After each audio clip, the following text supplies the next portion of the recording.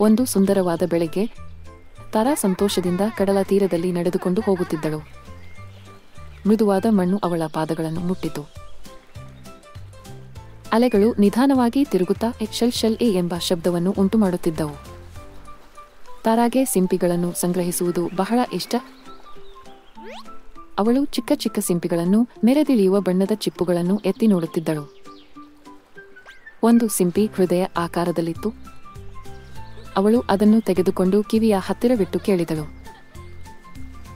ಪ್ರತಿಯೊಂದು ಸಿಂಪಿ ಕೂಡ ಕಡಲದ ರಹಸ್ಯಗಳನ್ನು ಹಂಚಿಕೊಳ್ಳುವಂತೆ ತೋರುವಂತಿತ್ತು.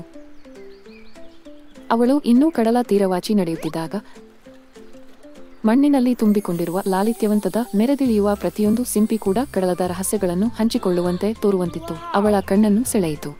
ಓಹ್ ಎಂದು ತಾರಾ ಆಶ್ಚರ್ಯದಿಂದ ಅದನ್ನು ಎತ್ತಿ ನೋಡಿದಳು. ಆ ಕ್ಷಣ ಒಂದು ಸಣ್ಣ ಧ್ವನಿ ಕೇಳಿಸಿತು. ನನ್ನನ್ನು ಕಂಡ ಡ್ಯಾಫರ್ ಧನ್ಯವಾದಗಳು. ತಾರಾ ಸುತ್ತಲೂ ನೋಡಿದಳು. ಅಲ್ಲಿ ಯಾರೂ ಇರಲಿಲ್ಲ. ಆ ಧ್ವನಿ ಸಿಂಪಿನಿಂದ ಬರುತ್ತಿತ್ತು.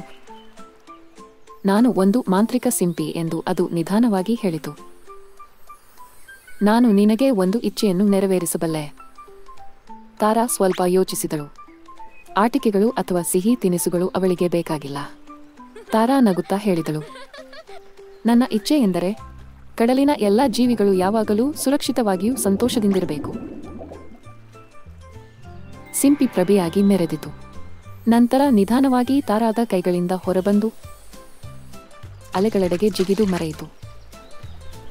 ಆ ಕ್ಷಣದಿಂದ ಕಡಲ ಮಡಿಲು ಸಂತೋಷದಿಂದ ತುಂಬಿತು.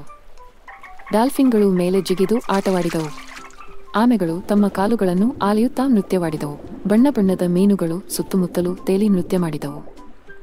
ತಾರಾ ಇವನ್ನೆಲ್ಲ ನೋಡಿ ಸಂತೋಷವಾಯಿತು. ಅಂದು ರಾತ್ರಿ ತಾರಾ ಮಲಗಿದ್ದಾಗ ಕಡಲ ಗಾಳಿ ನಿಧಾನವಾಗಿ ಅವಳ ಕಿಟಕಿಯಿಂದ ಒಳಗೆ ಬಂದಿದೆ.